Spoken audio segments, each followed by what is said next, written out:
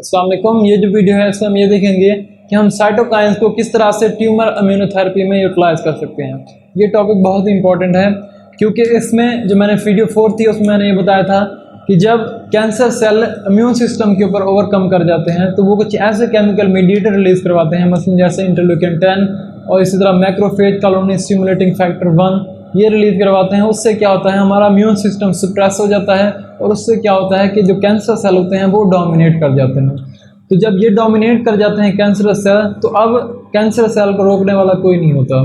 तो हम क्या करते हैं, फिर इम्यूनोथेरेपी की मदद से साइटोकाइन ऐसे इंसर्ट करेंगे ह्यूमन बॉडी में, जिससे क्या होगा, हमारा इम्यून सिस्टम दोबारा से अपनी स्ट्रॉन्ग पोजीशन में आ जाएगा और कैंसर के अगेंस्ट इफेक्टिवली फाइट करेगा। तो उसमें हम ये देखेंगे कि कौन कौन से हम केमिकल मीडिएटर को यूटिलाइज कर सकते हैं कैंसर इम्यूनोथेरेपी में। तो उसमें सबसे इंपॉर्टेंट जो केमिकल मीडिएटर है वो है इंटरल्यूकिन 2। ये बहुत इंपॉर्टेंट केमिकल मीडिएटर होता है। इसको हम जब ह्यूमन बॉडी में इंसर्ट करते हैं या जब ह्यूमन बॉडी में ये प्रोड्यूस होता है तो ये क्या करता है, स्पेशली जो टी सेल होते हैं उनकी एक्टिवेशन और उनकी प्रोलिफरेशन में हेल्प कर रहा होता है इंटरल्यूकिन 2। इसी तरह एक और होता है ट्यूमर नेक्रोसिस फैक्टर अल्फा। ये भी क्या करता है, इम्यून सिस्टम की एक्टिवेशन में काफ़ी हेल्प कर रहा होता है। इसी तरह गैमा इंटरफेरॉन, अल्फा इंटरफेरॉन और इसी तरह एक और सबसे इंपॉर्टेंट होता है जिसे हम कहते हैं ग्रैन्युलोसाइट मोनोसाइट कॉलोनी स्टिमुलेटिंग फैक्टर। ये क्या करता है, ये हमारा इम्यून सिस्टम को फर्दर स्ट्रॉन्ग करता है और ऐसे सेल को प्रोड्यूस करवाएगा जो इम्यून सिस्टम को स्ट्रॉन्ग करेंगे। और इसके बरक्स कौन सा ऐसा था केमिकल मीडिएटर जो था मैक्रोफेज कॉलोनी स्टिमुलेटिंग फैक्टर 1, वो क्या करता था, M2 टाइप के जो मैक्रोफेज होते हैं उसको इन्हांस करवाता है। लेकिन ये जो ग्रैन्युलोसाइट मोनोसाइट कॉलोनी स्टिमुलेटिंग फैक्टर 1 है, ये क्या करता है, M1 टाइप जो मैक्रोफेजेस होते हैं उनको इन्हांस करवाता है। ये जो मैंने सेल बताए हुए हैं, ये मैंने लेक्चर 4 जो है जिसमें मैंने ये बताया था कि इम्यून सिस्टम किस तरह से सप्रेस हो जाता है और कैंसर सेल किस तरह से इन्हांस हो जाते हैं या डोमिनेट कर जाते हैं, उसमें मैंने ये सब चीज़ें डिटेल में डिस्कस की हुई हैं। तो आप लोगों ने वो वीडियो भी लाजमी देखनी है, उसका लिंक डिस्क्रिप्शन में भी दिया हुआ है और उसकी प्लेलिस्ट भी बनी हुई है और यहाँ पे भी आप लोगों को लिंक नज़र आ रहा होगा। तो ये डिफरेंट केमिकल मीडिएटर होते हैं जिनकी वजह से हमारा इम्यून सिस्टम इन्हांस हो सकता है।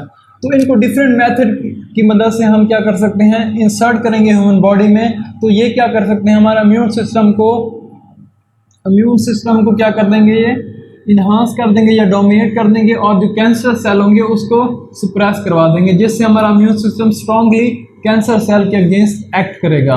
तो इसमें डिफरेंट मेथड होते हैं जिसके थ्रू हम इन साइटोकाइन को यूटिलाइज कर सकते हैं। एक तो मेथड यह है कि इनको हम डायरेक्टली ह्यूमन बॉडी में इंसर्ट कर सकते हैं, लेकिन इसके डिसएडवांटेज बहुत ज़्यादा हैं, यानी कि इसकी साइड इफ़ेक्ट बहुत ज़्यादा हैं। कि फर्ज करें कि हम जब इंटरल्यूकिन 2 को डायरेक्टली ह्यूमन बॉडी या ब्लड में हम सिस्टमेटिकली इंसर्ट करते हैं तो इसके बहुत ज़्यादा साइड इफ़ेक्ट होते हैं, जिससे मसलन इससे एनाफिलेक्टिक रिएक्शन हो सकता है और भी काफ़ी कॉम्प्लिकेशन हो सकती हैं।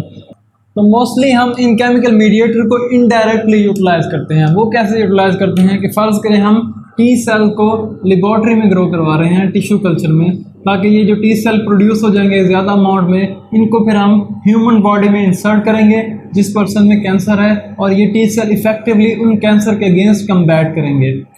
तो हम इसको इंटरल्यूकिन 2 को कैसे यूटिलाइज करेंगे यहाँ पे इनडायरेक्टली, इसमें हम ये करते हैं कि हम इंटरल्यूकिन 2 यहाँ इस पर्सन में डायरेक्टली इंसर्ट नहीं करेंगे, बल्कि हम क्या करते हैं, इंटरल्यूकिन 2 ये जो टिश्यू कल्चर है इसमें इंसर्ट करवा देते हैं इंटरल्यूकिन 2 को।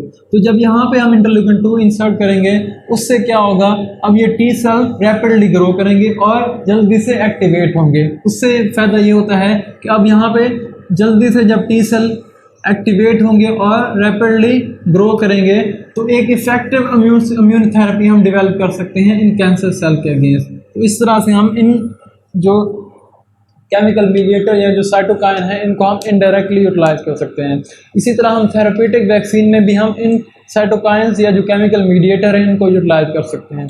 उसमें हम कैसे यूटिलाइज करते हैं, मसलन जैसे ये ग्रैन्युलोसाइट मोनोसाइट कॉलोनी स्टिमुलेटिंग फैक्टर है, इसको हम प्रोस्टेट कैंसर के अगेंस्ट जो इम्यूनोथेरेपी डेवलप करते हैं उसमें हम यूटिलाइज कर सकते हैं। उसमें हम कैसे यूटिलाइज करते हैं कि वो पर्सन जिसमें प्रोस्टेट कैंसर है उसमें से हम डेंड्रिटिक सेल को रिमूव कर लेते हैं, किन सेल को, डेंड्रिटिक सेल को। और हमें पता है कि डेंड्रिटिक सेल क्या होते हैं, एंटीजन प्रेजेंटिंग सेल होते हैं। इनको हम एक टिश्यू कल्चर में इंसर्ट कर देंगे इन डेंड्रिटिक सेल को। तो ये जो डेंड्रिटिक सेल हैं इनको हम इंसर्ट कर देते हैं टिश्यू कल्चर में। तो ये डेंड्रिटिक सेल हम टिश्यू कल्चर में इंसर्ट कर देते हैं। अब ये जो प्रोस्टेट कैंसर होता है जिसके अगेंस्ट ये डेंड्रिटिक सेल एक्टिवेट होता है या जो दूसरे जो साइटोटॉक्सिक टी सेल एक्टिवेट या हेल्पर टी सेल एक्टिवेट होते हैं उसमें स्पेसिफिक जो एंटीजन होता है जो सब पर्सन में प्रेजेंट होता है वो उसको हम कहते हैं PAP. PAP mean prostatic acid phosphatase. ये जो एंटीजन होता है इसके अगेंस्ट साइटोटॉक्सिक टी सेल भी एक्टिवेट होते हैं, इसी तरह हेल्पर टी सेल भी एक्टिवेट होते हैं। तो हम ये चाह रहे हैं कि इनके अगेंस्ट ये जो साइटोटॉक्सिक टी सेल हैं और हेल्पर टी सेल हैं वो ज़्यादा अमाउंट में एक्टिवेट हों ताकि इजीली ये जो कैंसरस सेल है इसको इरेडिकेट करवा सकें। यानी कि ऐसे कैंसरस सेल जो इस एंटीजन को रिप्रेजेंट करवा रहे हैं और स्पेशली जो प्रोस्टेट कैंसर जो सेल होते हैं वो इस एंटीजन को रिप्रेजेंट करवा रहे होते हैं अपनी सरफेस के ऊपर। तो क्या करेंगे हम इन सेल की एक्टिवेशन हम चाह रहे हैं। तो इसके लिए हम क्या करते हैं डेंड्रिटिक सेल रिमूव करेंगे उस पर्सन में जिसको प्रोस्टेट कैंसर है और फिर हम क्या करते हैं इस डेंड्रिटिक सेल को टिश्यू कल्चर में ग्रो करवाते हैं। अब इन टिश्यू कल्चर में कैसे ग्रो करवाते हैं, इसमें हम ये जो एंटीजन है इसकी मौजूदगी में हम इसको ग्रो करवाएंगे। यानी कि जो पैप एंटीजन है इसकी मौजूदगी में हम इस डेंड्रिटिक सेल को ग्रो करवाएंगे और साथ साथ हम ये जो साइटोकाइन है ग्रैन्युलोसाइड मोनोसाइट कॉलोनी स्टिमुलेटिंग फैक्टर इसको भी इंसर्ट कर देते हैं इसी टिश्यू कल्चर में। यानी कि ये जो ग्रैन्युलोसाइड मोनोसाइट कॉलोनी स्टिमुलेटिंग फैक्टर है इसको भी हम इसी टिश्यू कल्चर में इंसर्ट कर देते हैं। इससे फ़ायदा ये होता है तो जैसे मैंने वीडियो 4 में बताया था कि जो कैंसरस सेल होते हैं वो इम्यून सिस्टम के ऊपर ओवरकम कर जाते हैं। यानी कि जो लास्ट एस्केप फेज होती है उसमें कैंसरस सेल डोमिनेट कर जाते हैं इम्यून सिस्टम के ऊपर, जिससे क्या होता है कि जो ह्यूमन बॉडी के अंदर ये डेंड्रिटिक सेल सही तरह से एक्टिवेट नहीं हो पाते। जब ये सही तरह से एक्टिवेट नहीं हो पाते हैं तो इस वजह से ये एंटीजन प्रेजेंट भी नहीं कर पाते अपनी सरफेस के ऊपर। तो इसी वजह से इसको हम आउटसाइड बॉडी इसको एक्टिवेट करवा रहे हैं। और कैसे एक्टिवेट करवा रहे हैं उस एंटीजन की मौजूदगी में और इस ये जो साइटोकाइन है ग्रैन्युलोसाइड मोनोसाइट कॉलोनी स्टिमुलेटिंग फैक्टर है इसकी मौजूदगी में हम डेंड्रिटिक सेल को एक्टिवेट करवा रहे हैं। तो जब हम ये दोनों चीज़ें ऐड करेंगे और साथ में डेंड्रिटिक सेल प्रेजेंट होंगे तो ये एक्टिवेट होंगे और साथ में ये प्रोलिफरेट भी होंगे। तो अब क्या होगा बहुत ज़्यादा अमाउंट में ये डेंड्रिटिक सेल प्रोड्यूस हो जाएंगे और ये एक्टिवेटेड फॉर्म में होंगे। यानी कि ये अपने सरफेस के ऊपर MSC 1 और MSC 2 की मदद से एंटीजन को रिप्रेजेंट करवा रहे होंगे। MSC 2 की मदद से एंटीजन ये जो एंटीजन है इसको रिप्रेजेंट करवा रहे होंगे। तो अब हम क्या करते हैं ये जो डेंड्रिटिक सेल जो एक्टिवेट हो गए हैं इस कल्चर में इसको इंसर्ट कर देंगे इसी पर्सन में। तो जब इसको इसके अंदर इंसर्ट करेंगे तो ये डेंड्रिटिक सेल क्या है एक्टिवेटेड फॉर्म में है। तो ये MSC 1 और MSC 2 की मदद से दोनों की मदद से ये एंटीजन को रिप्रेजेंट करवा रहे हैं। तो जब ये दोनों की मदद से एंटीजन को रिप्रेजेंट करवा रहे हैं तो उससे क्या होगा MSC 1 की मदद से जो साइटोटॉक्सिक टी सेल है वो इसको डिटेक्ट करेंगे और एक्टिवेट हो जाएंगे। साइटोटॉक्सिक टी सेल एक्टिवेट हो जाएंगे और इसी तरह MSC 2 की मदद से टी हेल्पर सेल जो होते हैं वो एक्टिवेट हो जाएंगे और प्रोलिफरेट करेंगे, जिससे क्या होगा एक स्ट्रॉन्ग इम्यून रिस्पॉन्स जनरेट हो जाएगा। तो जब एक स्ट्रॉन्ग इम्यूनिटी डेवलप होगी तो उससे प्रोस्टेट कैंसर को इरेडिकेट करवाने में काफ़ी हेल्प मिलेगी। तो इसका सबसे बड़ा डिसएडवांटेज ये है कि ये जो इम्यूनोथेरेपी है ये सिर्फ एक इंडिविजुअल के लिए अलग अलग से हम करेंगे। यानी कि हर पर्सन के लिए हम अलग से डेंड्रिटिक सेल उस पर्सन के निकालेंगे और अलग से ये सारा प्रोसीजर करेंगे। तो इसी वजह से काफ़ी प्रोसीजर लेंथी भी है और कॉस्टली भी है। लेकिन मार्केट में प्रोवेंज के नाम से ये इम्यूनोथेरेपी अवेलेबल है। तो लेकिन ये प्रोसेस जो है वो काफ़ी कॉस्टली पड़ जाता है। तो इसी वजह से इस पर अभी भी स्टिल रिसर्च और मज़ीद जारी है। इसी तरह एक और मेथड है जिसकी मदद से हम इन साइटोकाइन को यूटिलाइज कर सकते हैं। उसमें हम ये करते हैं वो पर्सन जिसमें प्रोस्टेट कैंसर है उसमें हम क्या करते हैं कि उसके कैंसर सेल को अब हम निकालेंगे। मतलब ये पर्सन जो है इसमें प्रोस्टेट कैंसर है तो इसके जो कैंसर सेल होंगे उनको हम बाहर एक्सट्रैक्ट करते हैं।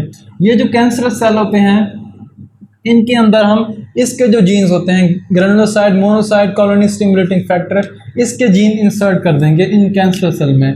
तो इन कैंसर सेल में ये जो ग्रैन्युलोसाइड मोनोसाइट कॉलोनी स्टिमुलेटिंग फैक्टर है इसके जीन इंसर्ट करेंगे। तो जब अब ये कैंसर सेल क्या हो गए हैं मॉडिफाइड हो गए हैं। अब ये cancer cell granulocyte monocyte colony stimulating factor को प्रोड्यूस करवा सकते हैं। अब हम क्या करते हैं, ये जो कैंसरस सेल होते हैं इनको दोबारा री इंसर्ट कर देते हैं ह्यूमन बॉडी में। तो ये जो कैंसरस सेल हैं अब क्या हैं, ये मॉडिफाइड फॉर्म में हैं। ये जो कैंसरस सेल हमने इंसर्ट किए हैं ये क्या है, मॉडिफाइड फॉर्म में है, यानी कि इनमें जीन्स प्रेजेंट हैं granulocyte monocyte colony stimulating factor के। तो ये जीन्स क्या करवाएंगे, अपने आप को एक्सप्रेस करवाएंगे, यानी कि ये granulocyte monocyte colony stimulating factor को प्रोड्यूस करवाएंगे। तो जब ये granulocyte monocyte colony stimulating factor produce होगा तो उससे क्या होगा, हमारा इम्यून सिस्टम स्पेशली जो डेंड्रिटिक सेल हो गया या दूसरे सेल जो एंटीजन प्रेजेंटिंग सेल होंगे वो अच्छे से एक्टिवेट हो जाएंगे यहाँ पे। तो जब ये डेंड्रिटिक सेल एक्टिवेट हो जाएंगे तो उससे क्या होगा, ये जैसे मैंने यहाँ पे बताया, यहाँ पे हम आउटसाइड कर रहे थे, यहाँ पे इनसाइड बॉडी हो रहा है, ठीक है। तो यहाँ पे ये MSC1 की मदद से या MSC2 की मदद से एंटीजन को रिप्रेजेंट करवाएंगे और इम्यून सिस्टम को इन्हांस करवा देंगे। तो जब हमारा इम्यून सिस्टम इन्हांस हो जाएगा तो इफेक्टिवली कम्बैट करेगा इनके अगेंस्ट, कैंसर सेल के अगेंस्ट। तो आई होप आप लोगों को ये जो साइटोकाइन है जिनको हम इम्यूनोथेरेपी में यूटिलाइज कर सकते हैं ये समझ आ गया होगा। तो आप लोग वीडियो को लाइक करें और मेरे चैनल को सब्सक्राइब करें, अपने फ्रेंड्स के साथ भी शेयर करें। और नेक्स्ट वीडियो में बताऊंगा कि CAR T सेल क्या होते हैं, वो बहुत इंपॉर्टेंट टॉपिक है, उसमें हम डिटेल में देखेंगे कि CAR T सेल वो हम बनाते किस तरह से हैं, उसके एडवांटेजेस क्या होंगे और उसको हम किस तरह से यूटिलाइज करेंगे। तो वीडियो देखने का शुक्रिया, अल्लाह हाफ़िज़।